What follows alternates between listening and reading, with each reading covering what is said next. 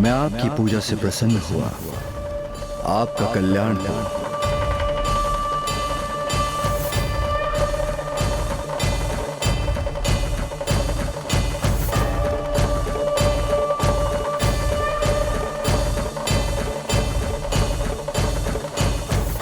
हे भोलेनाथ, हे दयानिधान, मैं भक्ति और निष्ठा से आपको कोटि कोटि धन्यवाद करता हूँ कि आपने मेरी प्रार्थना स्वीकार की। अपनी कृपा दृष्टि से आपने मुझे प्रजापति दक्ष के श्राप से रक्षित किया और प्राण दान देकर मुझे एक नवीन जीवन दान दिया। सोम, मैंने आपकी पूजा अवश्य स्वीकार की है, किंतु प्रजापति दक्ष के शाप की मर्यादा रखने हेतु मैं आपको पूर्ण रूप से शाप से मुक्त नहीं करूंगा। इसलिए कल से आपकी शुभ कांति, सौम्य शोभा, कलाएं और आपका शीतल प्रकाश 15 दिवसों के चक्र के लिए प्रतिदिन क्रमशः बढ़ते ही जाएंगे, जिसके परिणाम स्वरूप इस चक्र के 15 दिवस आपकी मनोहर छवि अपने चरमोत्कर्ष पर पहुंचेगी और इस दिवस को पूर्णिमा कहा जाएगा।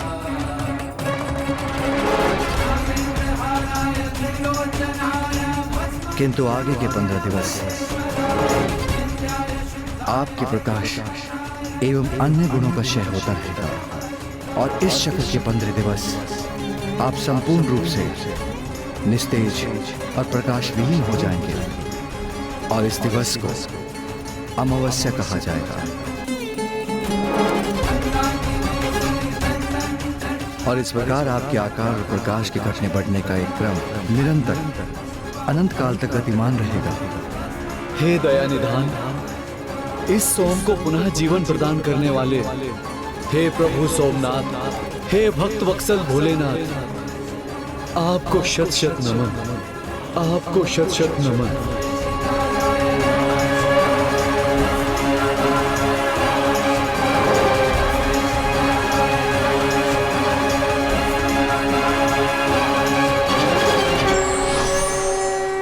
मुझे ज्ञात हुआ कि प्रभु का एक नाम सोमनाथ भी क्यों है। उन्होंने सोम अर्थात चंद्र को उनके अंत से जो सुरक्षित किया था। और सौराष्ट्र में जिस स्थल पर चंद्रदेव ने प्रार्थना की थी, वहीं प्रथम ज्योतिर्लिंग सोमदेव महातीर्थ की स्थापना भी हुई।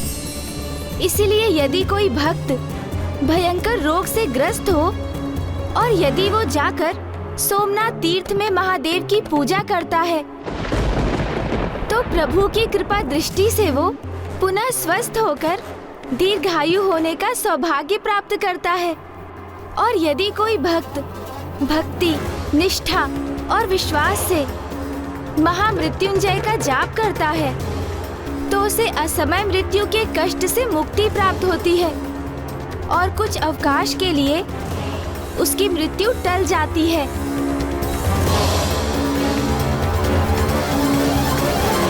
लंकेश, जल।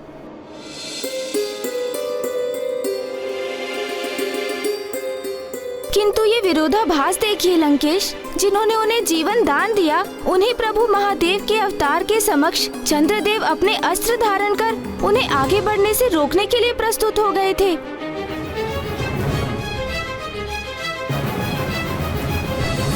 एवं जैसे ही प्रभु पिपलाद के समक्ष चंद्रदेव का क्षय होना आरंभ हुआ तो उन्हें वास्तविकता का आभास हुआ।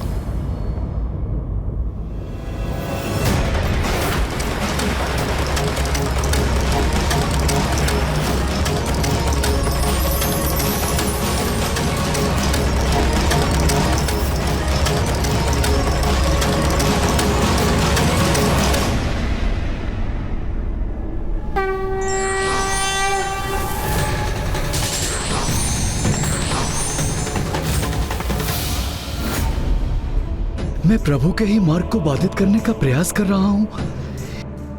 ये कैसा अनर्थ कर रहा हूं मैं?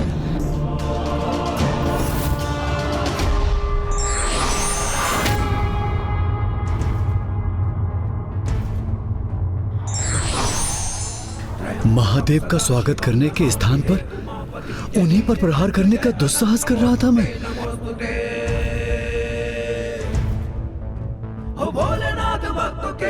ये क्या कर रहे हैं चंद्रदेव? उस बालक को रोकने के स्थान पर उसका अभिवादन क्यों कर रहे हैं?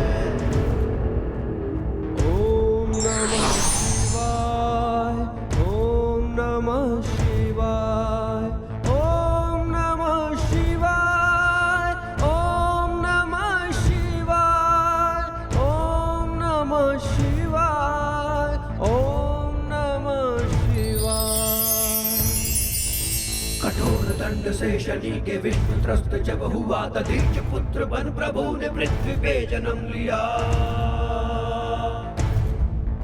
पीपल के वृक्ष के तले ही आपका पालन हुआ है। रूप क्षमा कर दीजिए प्रभु, क्षमा कर दीजिए। आपको पहचानने में विलंब कर दिया मैंने, किंतु सूर्यमंडल सभा में आपका स्वागत है।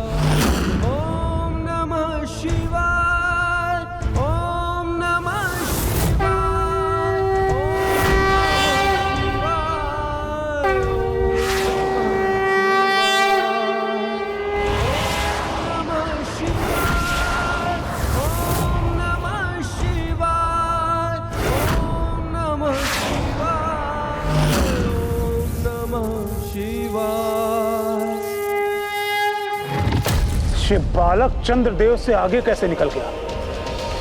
क्या उसे ज्ञात नहीं कि मेरे समक्ष आकर उसका कितना बड़ा अहित होगा? तो फिर वो क्यों आ रहा है यहाँ? और चंद्रदेव ने उसे आने कैसे दिया?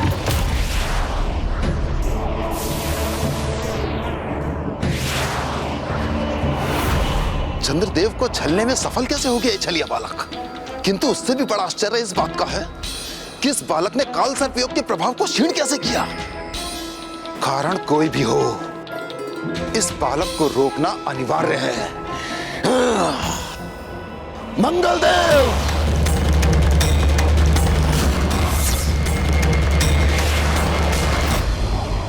किंतु भ्राता मंगल ऐसा कैसे कर सकते थे? क्या उन्हें ये ज्ञात नहीं था कि जिन्हें वो रोकने के लिए तत्पर हो रहे थे वो स्वयं भी उन्हीं महादेव के पुत्र है? काल सर्प योग का ऐसा ही अनिष्टकारी प्रभाव होता है गौरी पुत्र। ग्रहों का स्वयं से नियंत्रण ही मिट जाता है। उनका प्रभाव, उनका विचार सभी राहु केतु के अधीन हो जाते हैं। यही हुआ था चंद्रदेव के साथ भी। इसलिए उन्होंने प्रभु पिपलाद पर प्रहार करने का प्रयास किया और अब मंगलदेव भी उसी दशा से प्रभावित होकर वही भूल करने जा रहे थे। किंतु भ्राता मंगल तो अत्यंत क्रोधी स्वभाव के हैं, तो कहीं प्रभु पिपलाद के समक्ष उनके क्रोध ने उन्हें प्रभावित तो नहीं किया?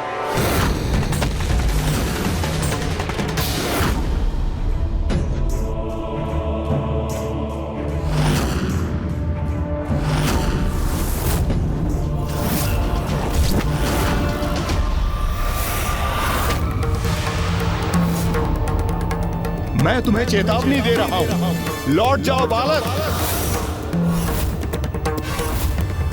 मैं भी आपको सावधान कर रहा हूँ, हट जाइए मेरे मार्ग से। कदाचित इस बालक को अपनी शक्ति का परिचय देना ही होगा मुझे, तभी इसे ज्ञात होगा कि मुझसे संघर्ष करना उचित नहीं होगा इसके लिए।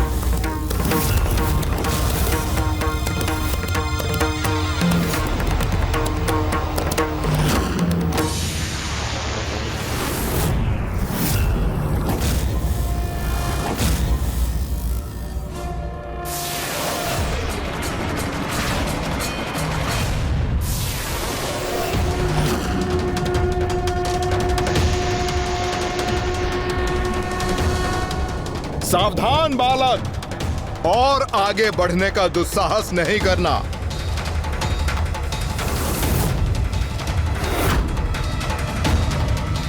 अन्यथा तुम पर लक्षित इन शिलाओं को देखकर उसके विनाशकारी परिणाम का परिचय तुम्हें प्राप्त हो ही गया होगा। मुझे ना शिलाओं की चिंता है ना किसी परिणाम की। मैं यहाँ लौटने नहीं अपितु शनिदेव को उस अन्याय के लिए दंडित करने आया हूँ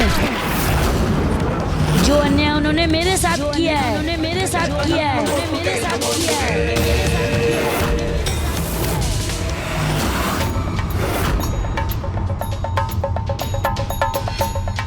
बालक, शांत स्वभाव के चंद्रदेव ने तुम्हें भले ही आगे बढ़ने का अवसर दे दिया, किंतु मंगलदेव तुम्हें ये अवसर कदापि नहीं देंगे। वो तुम्हें भयभीत करके अवश्य वापस भेज देंगे। अन्यथा यदि वो बालक मंगलदेव से भी आगे बढ़कर मुझ तक पहुंच गया, तो फिर दुर्भाग्यवश उसकी रक्षा कोई नहीं कर सकता, क्योंकि तब मेरी दृष्टि से केवल उसका विनाश ही संभव है। एक बार पुनः सावधान कर रहा हूं तुम्हें, भूल से भी अपना पग आगे मत बढ़ाना, अन्यथा मेरे ग्रह की ये तप्त शिलाएं तुम्हें एक ही क्षण में नष्ट कर देगी।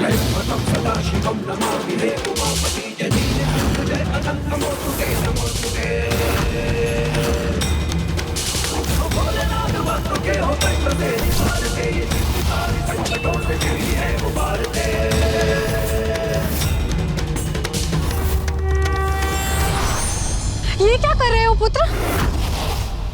ध्यान से देखो, जिनके चरणों को तुम बढ़ने से रोक रहे हो, उन चरणों की धूल मात्र हो तुम।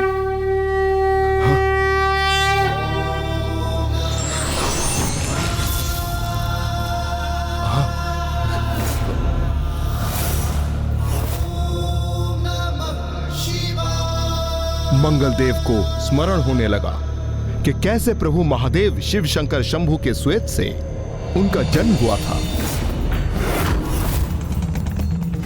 और फिर कैसे उनकी माता भूमि देवी ने उनका पालन पोषण किया। आपके साथ उनकी प्रथम भेंट का भी स्मरण हो आया गौरी पुत्र।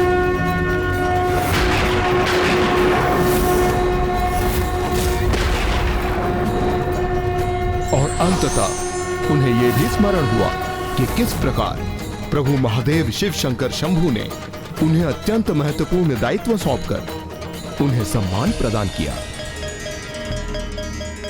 पुत्र मंगल, मैं तुम्हें वरदान स्वरूप नवग्रहों में एक ग्रह का स्थान देता हूं। तुम स्वयं मंगल ग्रह के स्वामी बनकर वहां वास करोगे। सप्ताह के तृतीय दिवस का नाम तुम्हारे नाम पर आधारित होगा और उसे मंगलवार पुकारा जाएगा।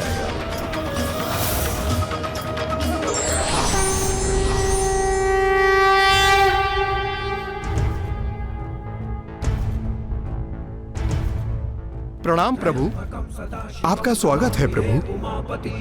कल्याण।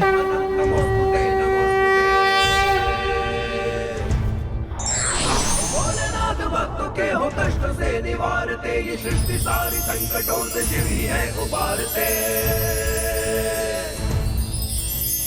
ओम नमः शिवाय, ओम नमः शिवाय, ओम नमः शिवाय, ओम नमः शिवाय, ओम नमः शिवाय।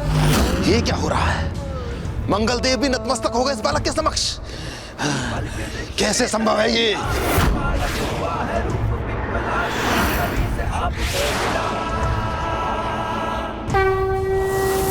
ये क्या हो रहा है? सौर मंडल के समस्त ग्रहों के अधिपति इस बालक को आगे बढ़ने की अनुमति क्यों दे रहे हैं? सर्वप्रथम चंद्रदेव और अब मंगलदेव, उन्होंने भी उसका मार्ग छोड़ दिया। क्या इन्हें यह ज्ञात नहीं कि ये बालक मेरे समक्ष पहुंचकर केवल अपने दुर्भाग्य को ही आमंत्रित करेगा, जिसका एक ही परिणाम होगा, बालक का सर्वनाश, बालक का सर्वनाश।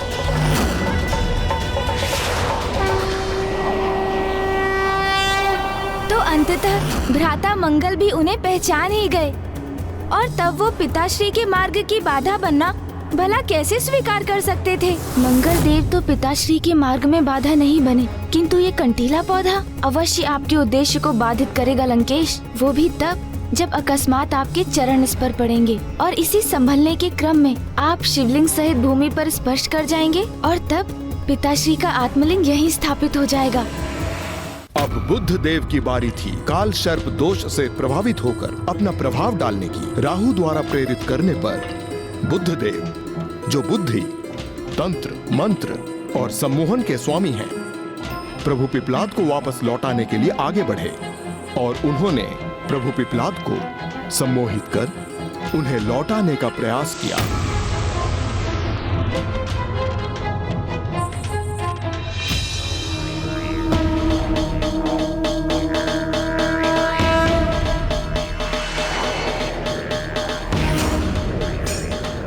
मुझे विश्वास है कि अब वो बालक कदापि आगे नहीं बढ़ सकेगा, क्योंकि अब तो स्वयं बुद्ध देव उसे रोकने जा रहे हैं, जिनके सम्मोहन के समक्ष किसी का भी टिक पाना असंभव है।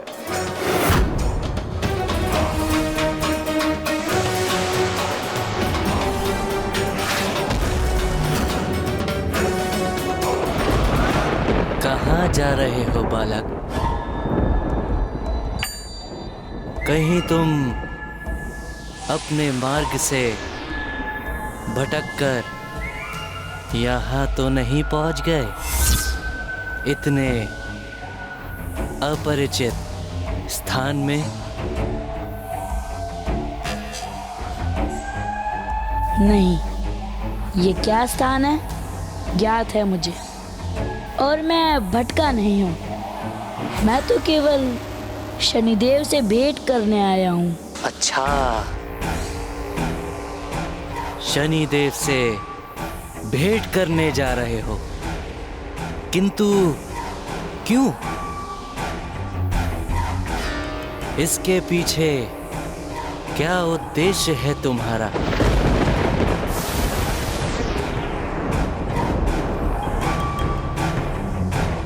मुझे शनिदेव से अपने प्रश्नों के उत्तर चाहिए। उत्तर चाहिए, किंतु कैसे प्रश्नों का उत्तर चाहिए तुम्हें बालक? मेरे साथ के प्रति एक अन्याय, मेरे परिवार को मुझसे छीनकर मुझे समस्त संसार में अकेला करने का उत्तर तो शनिदेव को देना ही होगा।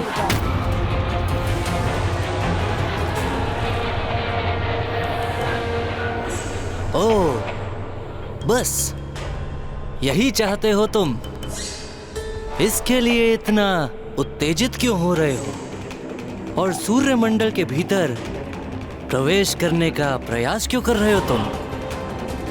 तुम्हारा ये संदेश मैं शनिदेव तक पहुंचा दूंगा। जाओ बालक, लौट जाओ। जाओ बालक, लौट जाओ।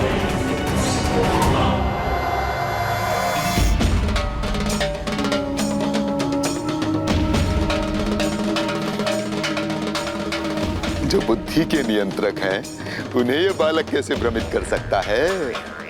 मैं व्यर्थ ही चिंता कर रहा था। बुद्ध को पार कर इस बालक का आगे बढ़ना कदापि संभव नहीं।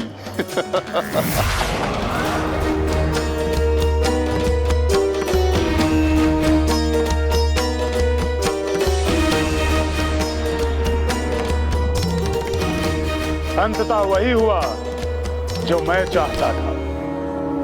अर्थात प्रभु पिप्लाद वहाँ से लौटने लगे थे, तो क्या बुद्ध देव की सम्मोहन शक्ति इतनी प्रबल थी लंकेश? अवश्य थी, किंतु बुद्ध देव को बुद्धि, तंत्र, मंत्र और सम्मोहन का स्वामी भी तो स्वयं प्रभु महादेव शिव शंकर ने ही नियुक्त किया था। हुआ ऐसा था कि उनके जन्म के कुछ समय उपरांत बुद्ध देव ने ज्ञान प्राप्ति की ओर अपना रुझान प्रकट करना आरंभ कर दिया, और फिर दिवस हो या रात्रि वो अपने अध्ययन में ही लीन रहते थे। और जब उनकी आयु 30 वर्ष की हुई, तब वो सभी शास्त्रों को कंठस्थ कर चुके थे, किंतु फिर भी उनकी ज्ञान की भूख शांत नहीं हुई। उन्हें तो और ज्ञान की प्राप्ति करनी थी, इसीलिए वो अपने नेत्रों को खुले रखकर प्रभु महादेव शिव शंकर के पार्थिव शिवलिंग के समक्ष अनंत एवं कठोर तपस्या करने लगे। ओम नमः शिवाय, ओम नमः शिवाय।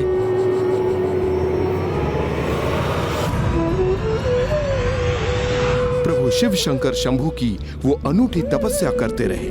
प्रत्येक दिवस वो शिवलिंग पर चुटकी भर मिट्टी का लेप लगाते एवं समय व्यतीत होने के साथ साथ चुटकी भर मिट्टी ने शिवलिंग के आकार को अत्यधिक बड़ा कर दिया। ओम नमः शिवाय।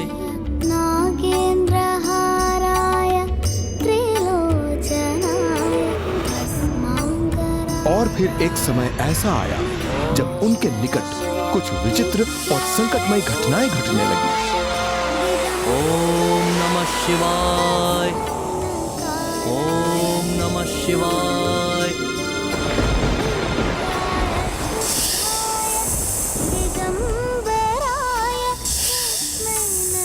एक एक कर बुद्ध देव के मार्ग में कई बाधाएं आती रही, किंतु वे अटल होकर पूर्ण दृढ़ता के साथ महादेव के शिवलिंग का निर्माण करते रहे। ओम नमः शिवाय।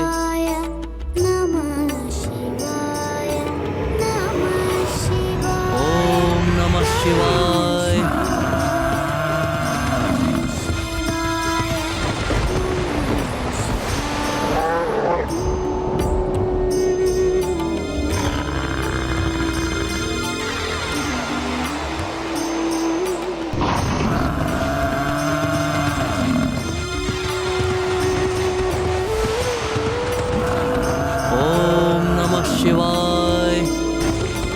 ओम नमः शिवाय। ओम नमः शिवाय।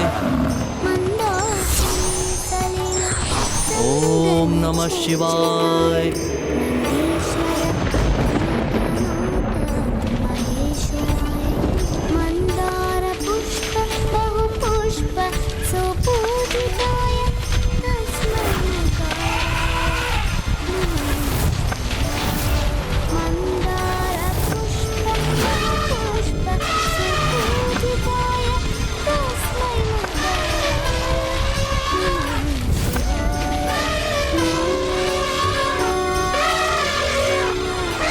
प्रभु, और कितनी परीक्षा लेंगे आप इस भक्त की।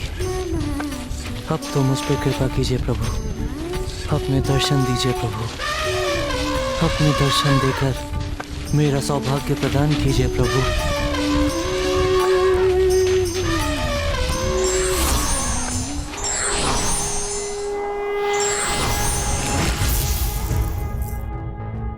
कल्याण कल्याण त्र्यंबकं सदाशिवं नमामि हे उमापति जय नीलकंठ जय अनंत नमोस्तुते नमोस्तुते। हो भोलेनाथ भक्तों के हो कष्ट से निवारते, ये सृष्टि सारी संकटों से शिव ही है उबारते। ओम नमः शिवाय। ओम नमः शिवाय। ओम नमः शिवाय। आपको ये कैसे ज्ञात हुआ कि ये एक उन्मत्त गज नहीं, गज रूप में स्वयं मैं ही हूँ? प्रभु, इस सघन वन में दो वृक्षों के मध्य इतना स्थान कहाँ है कि गज प्रवेश कर सके? और फिर वन के इस भाग तक पहुंचने के लिए एक कंकड़ भरी चढ़ाई को पार करना आवश्यक है, जो एक गज जैसे भारी पशु के लिए असंभव है प्रभु। तो फिर भी किसी प्रकार का एक गज यहाँ पहुँच भी जाता है। वो तो शांति प्रिय पशु है प्रभु, किसी पर अकारण आक्रमण नहीं करता। और यदि किसी कारणवश उग्र होकर वो यहाँ पहुँच भी जाता है तो मुझ पर आक्रमण करने पूर्व चिंगाड़ कर मुझे चेतावनी नहीं देता, जैसे आपने किया प्रभु। उसी प्रकार प्रभु, यदि सर्प को उत्तेजित ना किया जाए तो वो फुफकारता नहीं है और ऋषभ भी अकारण प्रहार नहीं करता।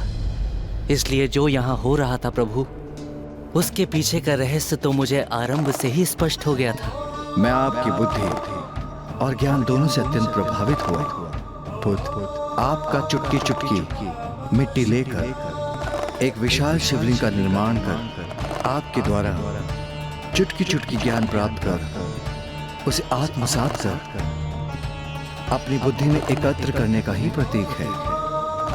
इसलिए मैं आज से आपको बुद्धि, ज्ञान, तंत्र, मंत्र और सम्मोहन विद्या का स्वामी नियुक्त कर आपको सूर्य मंडल में एक स्थायी स्थान प्रदान करता हूं, जहां आप सूर्यदेव के निकट प्रथम ग्रह होंगे।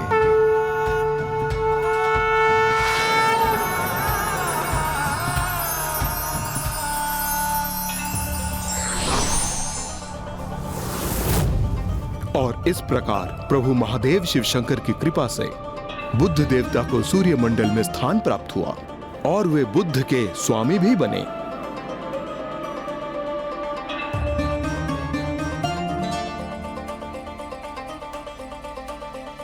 और तब भी बुद्धिमान बुद्ध देव पिताश्री प्रभु शिव के अवतार को पहचानने में असमर्थ हो रहे थे, क्योंकि उनकी बुद्धि पे तो काल सर्प योग का प्रभाव जो था, किंतु ऐसा अधिक समय तक नहीं रहा। जाओ बालक, जाओ बालक, लौट जाओ, लौट जाओ।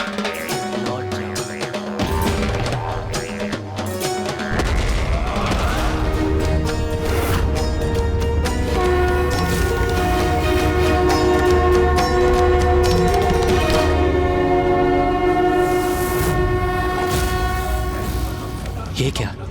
मेरे सम्मोहन चक्र को इतनी सरलता से भेद दिया इस बालक ने। किंतु ये कैसे किया इसने? कैसे मेरे सम्मोहन के प्रभाव को छिन्न भिन्न करने में सफल हुआ ये?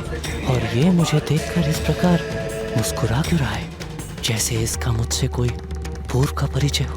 कौन है ये बालक?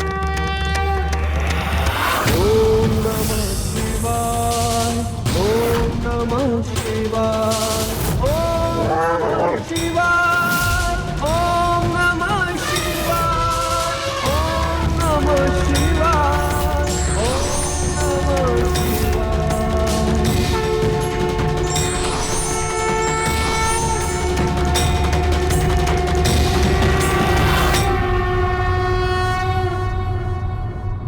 प्रणाम महादेव। ओम नमः शिवाय। त्र्यंबकं सदाशिवं नमामि हे उमापति जनीलकंठ जय अनंत नमोस्तुते नमोस्तुते।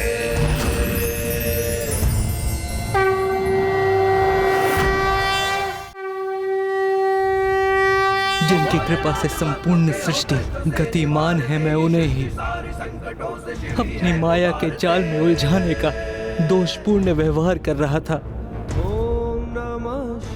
हे प्रभु, अपने इस भक्त को क्षमा करने की कृपा करे प्रभु, क्षमा करे प्रभु।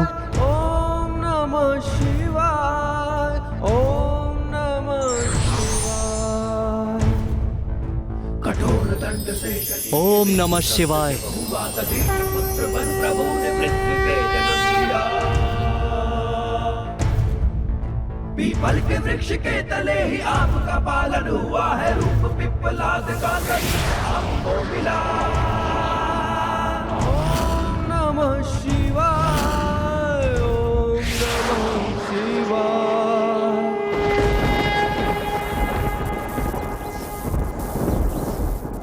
क्या हो गया है समस्त ग्रहों के अधिपतियों को?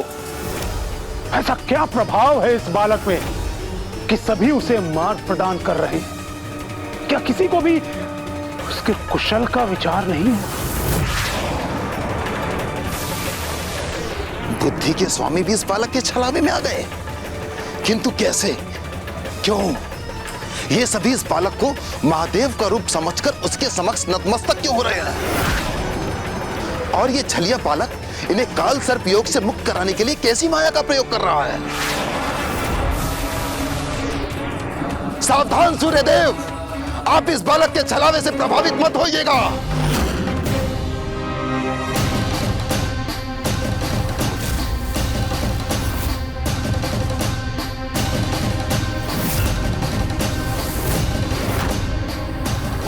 बालक, मेरे सौर्यमंडल में मेरी अनुमति के बिना कोई प्रवेश नहीं कर सकता, तो तुम कैसे चले आए?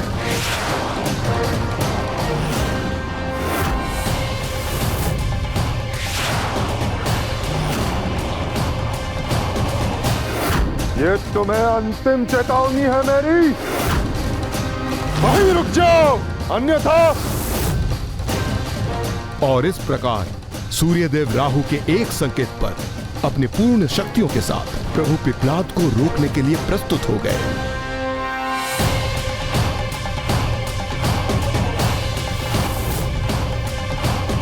कितना अच्छा होगा ना यदि मेरी ये योजना सफल हो और ये लंकेश अपना संतुलन खोकर यहीं गिर जाएं, जिससे पिताश्री का आत्मलिंग भूमि का स्पर्श कर यहीं भारत में ही स्थापित हो जाए।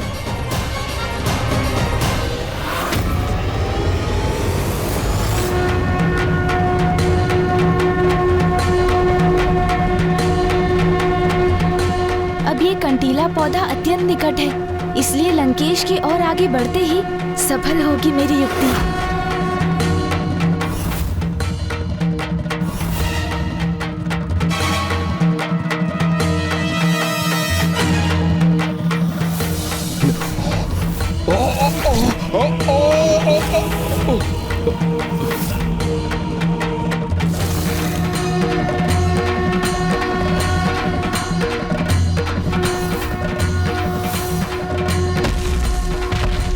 लंकेश संभालिए स्वयं को।